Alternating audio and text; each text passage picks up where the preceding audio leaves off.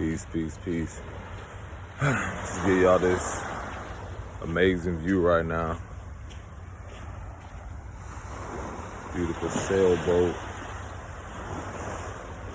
I just want to remind y'all, and those of you out there,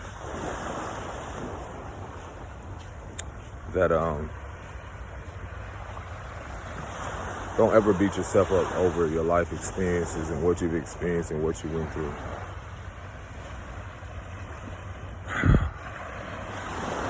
Can you hold your breath? No. So let it go. Things is changing, life is changing. Everything is always changing. One thing I do love about the beach is that before the sand was here, there was rocks. And so the water has its purpose, just like everyone in your life has their purpose. Whether they unintentionally or intentionally come to shape your life, shift your life in any type of way.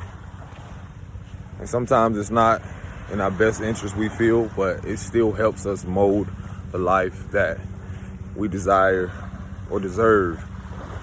And so you decide what you desire or what you truly deserve. And that's one thing that I'm realizing, even being where I'm at now. I have a moment because this helicopter is flying over, so if it gets loud, pardon me.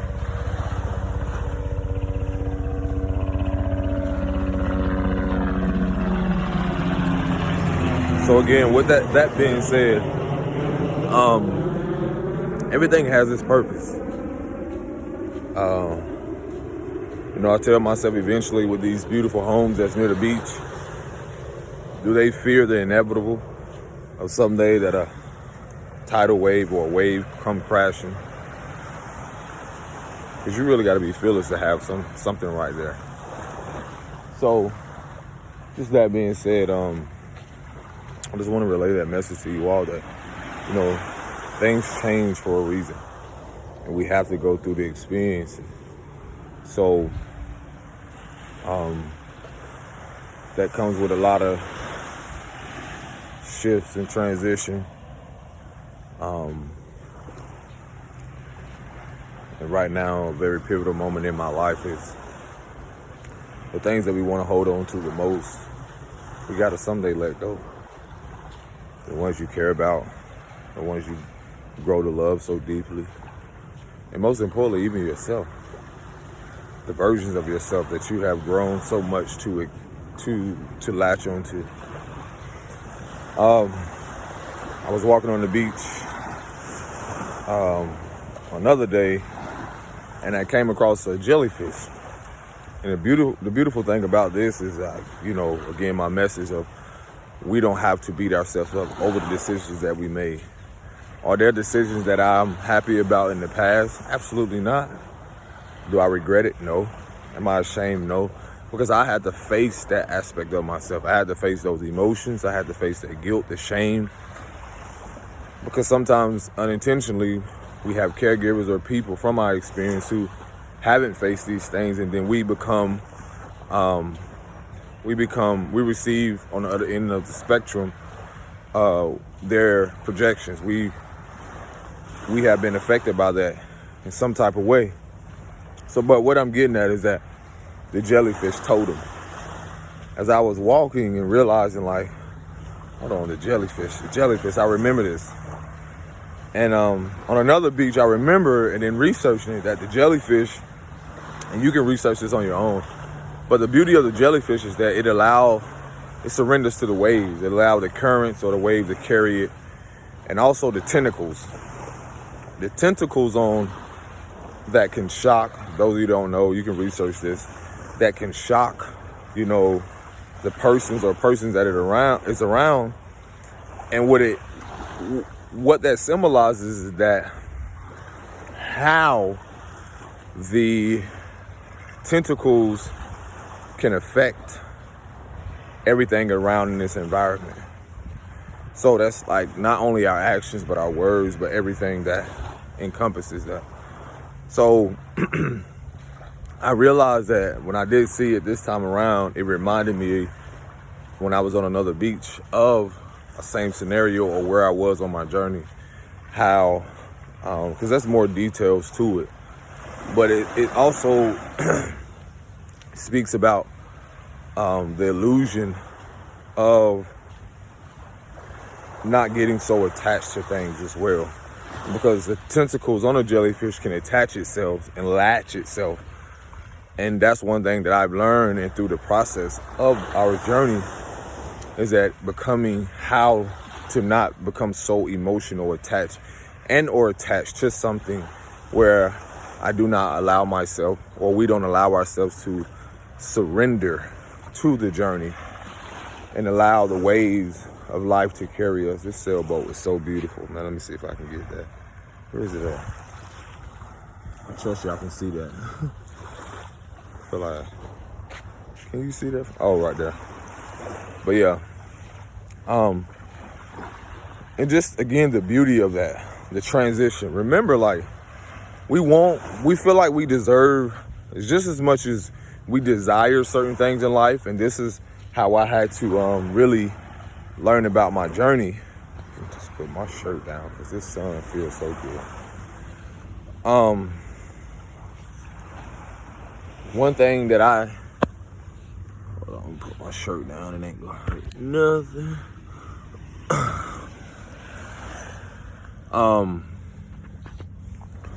Actually, take this shoes off.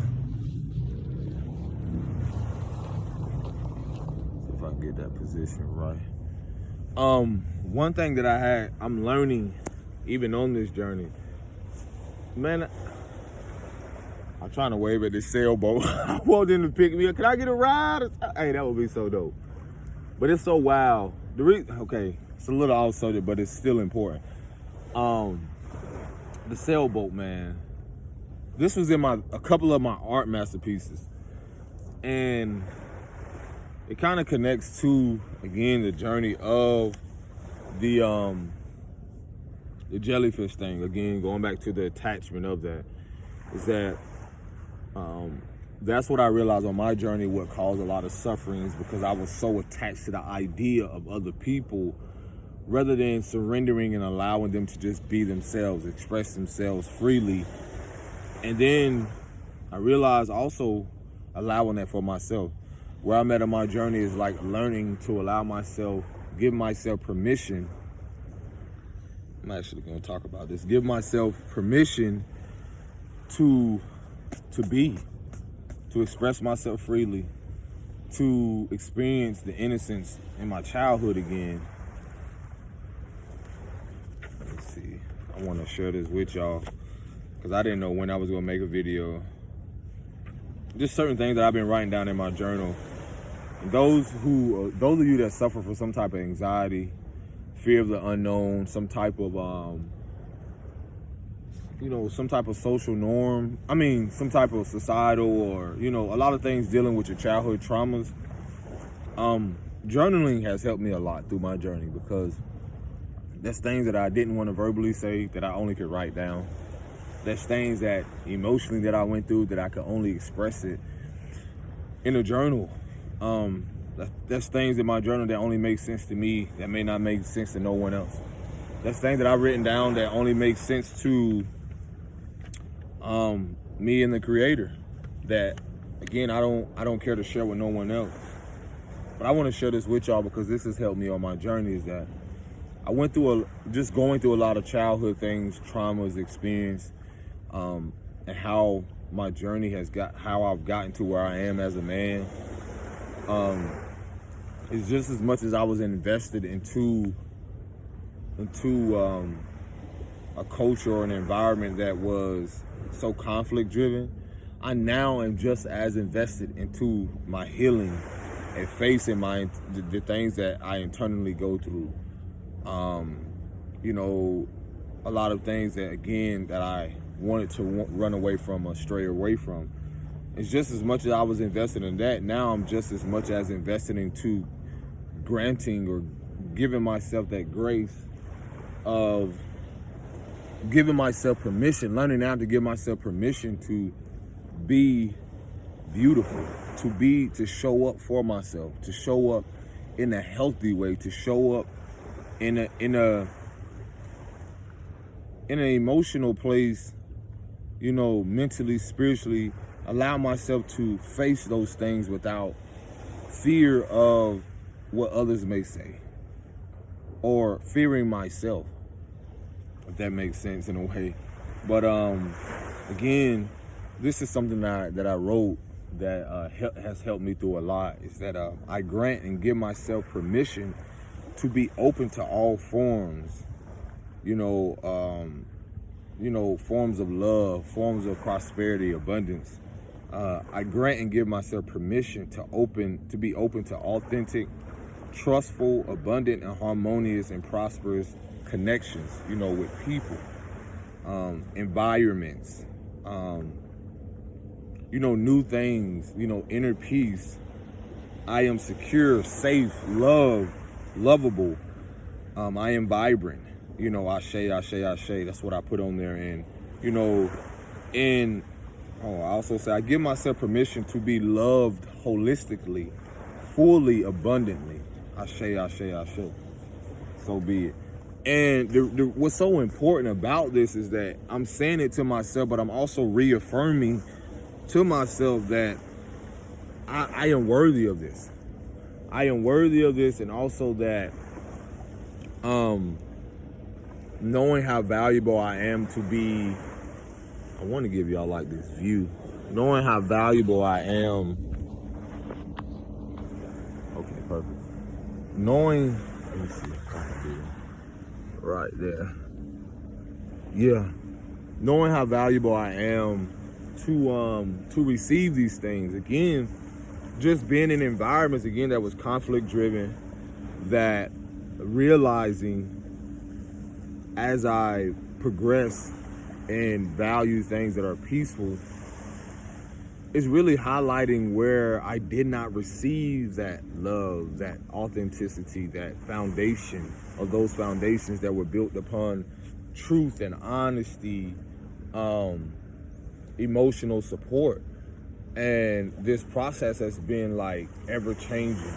And through that transitioning of feeling like I deserve and desire these things, or just feeling that the worthiness of feeling like I deserve it, is that I have to go through the transition of facing the unhealed wounds, facing the memories, the childhood traumas, the things that I experienced as a little boy, and, up to my so-called adulthood.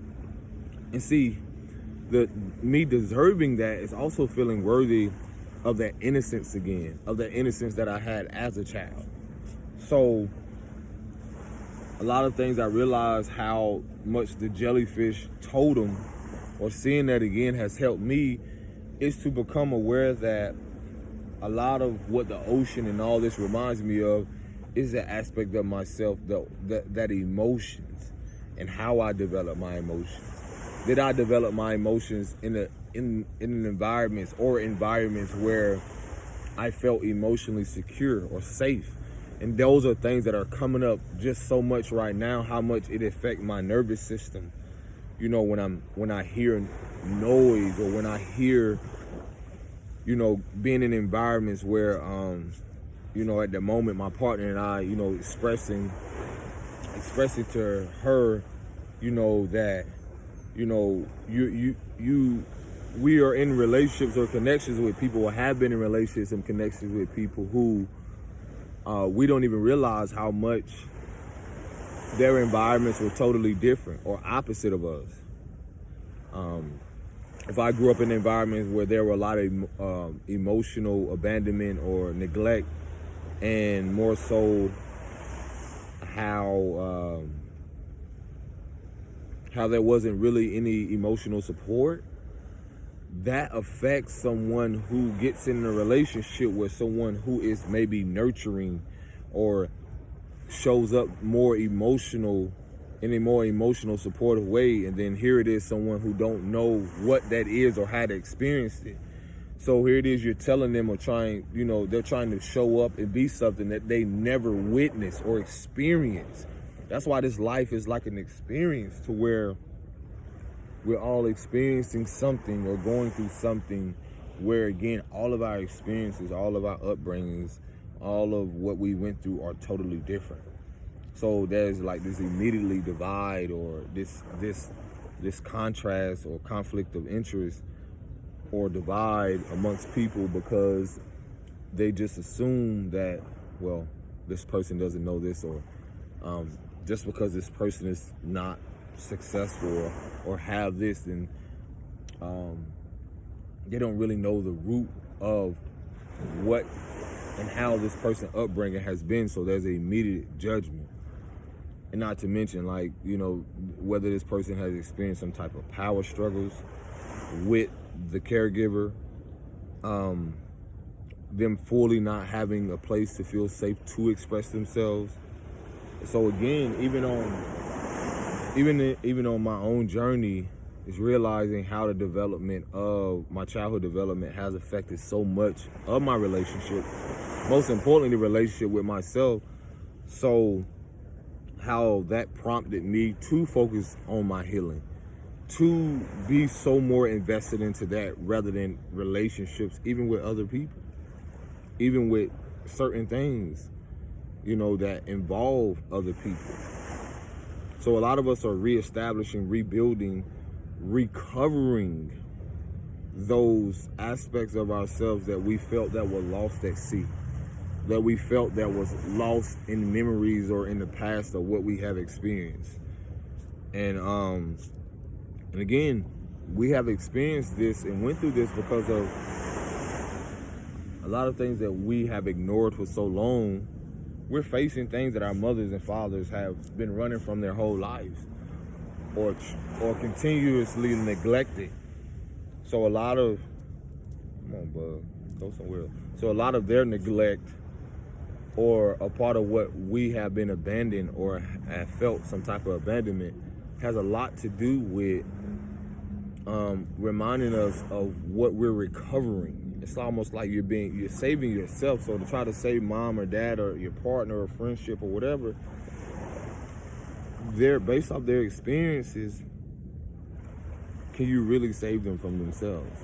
If they're sick, sometimes they're trying to recover those lost parts of themselves that they never really received in their childhood, or they never really received, or still seeking or longing for, you know, in some type of relationship dynamic.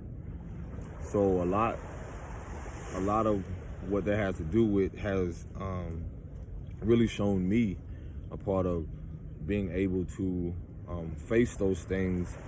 And it's just like anything, like if you have an injury or something that happens to your body, right now we are recovering or going through a recovery stage, not just mentally, but spiritually, physically, and emotionally. So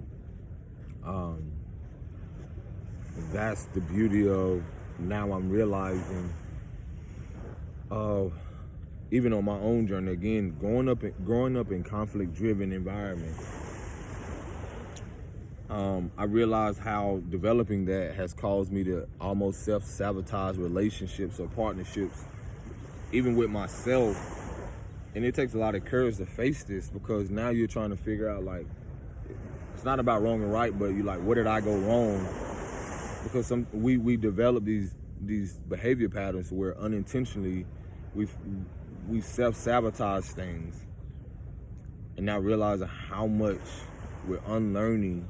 And so the last thing we want to do is beat ourselves up over things that, again, just the programming in itself to believe that relationship dynamics had to be even conflict driven, abusive, verbally, mentally, so forth.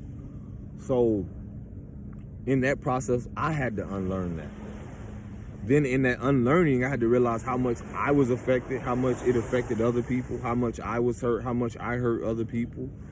You know what I'm saying? To be able to see, like, okay, someone has to change this pattern.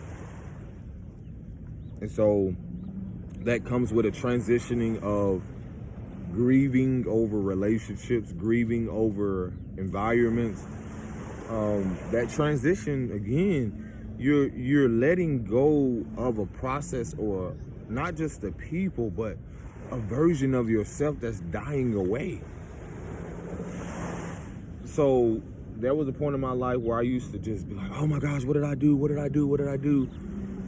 And not realizing, like, I was self-sacrificing my own happiness, seeing that this no longer serves me, but trying to hold on. That jellyfish aspect, like the tentacles latching on, trying to latch on to a love, or to an idea of a love, to an illusion of a love, or a relationship, or an environment that this is really helping me, or it's really doing more harm than it is doing more good. But again, it's all how one sees it. So then I start to get on my journey and realize, like, oh my gosh, hold on. The more I secluded myself and balanced it out to where I was like, you know what, it stops with me. So I had to really learn how to face a lot of things within myself, that coming to that awareness that my dad never faced. My dad never had the conversations with my mom about how he felt, what hurt him, so forth. And a lot of us, again, when you're facing generational curses or breaking generational chains and so forth, reflect on, there's a deep reflection, and there comes with a deep acceptance of knowing that your greatest relationship is just with yourself first, but at the same moment we then learn this. But that deep reflection of seeing where mom, dad, your caregivers, what they didn't do, but now how can you enhance your life in facing the very things that they were afraid of? There's still conversations that people should have had. They should have had, but they didn't. And then now they're taking all this anger, this frustration, all these emotions with them into their environments, and into their careers, into their homes, into their partnerships or relationships, and never really having that conversation to where it helps them let go of some type of blockages in their life. So now, when they could have something, they take it. Sometimes, you know, a lot of our ancestors or mothers or people have taken stuff to the grave without even acknowledging the fact of, you know, yes, it may have not come out the best way the other person may seem fit, but you let it go. You were honest with yourself. So again, I'm grateful to even have the courage to have these conversations, not only with myself, but with the very people, to let them know, like, this is where I'm at mentally. This is where I'm at, you know, in my spiritual journey, in my emotional body or physical aspect of who I am, and being authentic. And in that authenticity, you know, I know that I won't ever lose myself in the idea of other people. Let me be more focused on myself and my relationship with myself, so that I know that whatever comes, whatever goes. Just like these ocean waves, whatever comes, then you let it go. And so I'm seeing the importance again, where in the past, because of behavior patterns and because of things that I learned, I would see my mom, or, you know, certain people that grew up in relationships, you would see people go through so many things traumatically. You would see people get gaslit. You would see people self-sabotage, or not even know their self-worth or self-value, and they will hold on to a relationship so tight. We've seen our mothers and fathers and people, you know, put on a mask or paint this picture of everything's perfect. But deep down, up under that current, it's a complete different story. You know, they're not facing their monsters inside. They're not facing their whatever it is they're going through. So now all of a sudden, now things come to the surface. Do you see something like, oh my gosh, I thought this was it.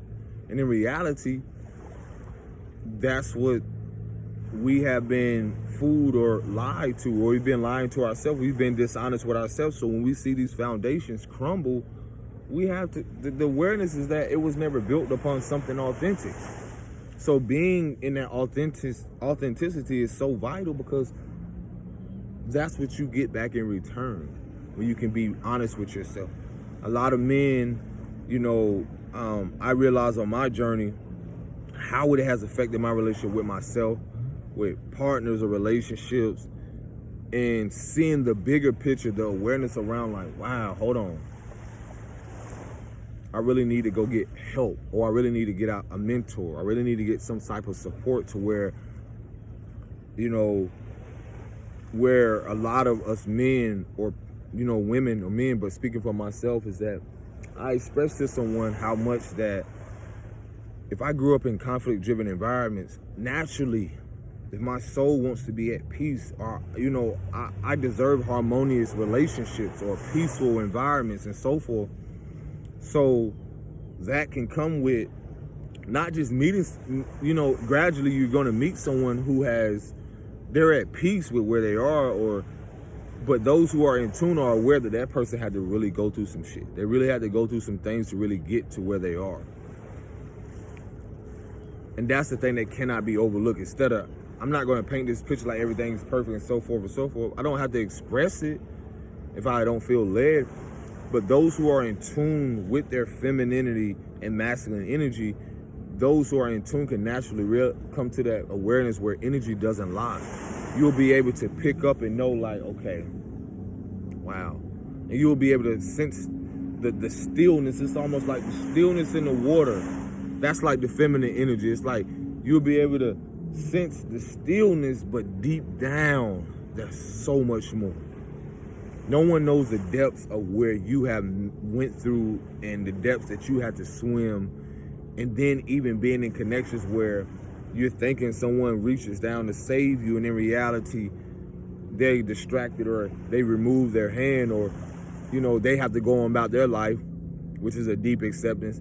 And more so, you have to learn how to swim. You have to learn how to be self-sufficient. You have to learn how to be self-reliable. You have to learn how, when you want to go that deep within yourself and dive that deep, then you have to be the one to have the strength, the courage to come back to surface.